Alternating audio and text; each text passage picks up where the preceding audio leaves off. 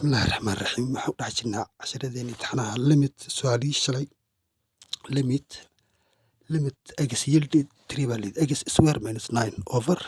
radical x minus radical 3 marka x minus 9 x square minus 9 waxaan dhahayaa waxay iga timid waa x square iyo 3 square intana waxay iga sii timid waa x minus 3 iyo x plus 3 radical x square baan dhahayaa radical x square minus radical 3 square yaa marka iyadana waxay la mid tahay x iyo x plus 3 bay la mid tahay marka waxaan dhahayaa radical x square waxaan dhahayaa radical x minus radical 3 times radical x plus radical 3 times x plus 3 baan dhahayaa kabacdi hoosta maxaan dhiganayaa x radical minus radical 3 baan dhahayaa kabacdi markaan saa dhaho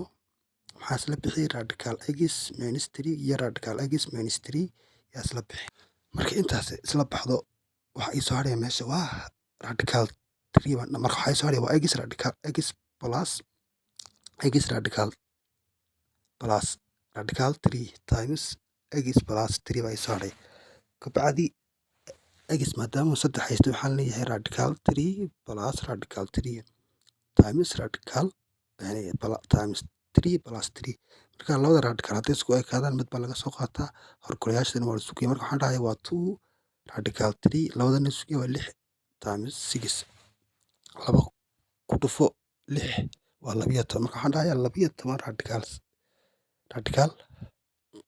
3 baa ii soo baxday waad fahantaan u malaynaya 12 radical 3 waa real maths private school oo nala insha allah waxaad ka baran doontaa dhammaan xisaab. Assalaamu calaykum waraxmatullaahi wabarakaatu.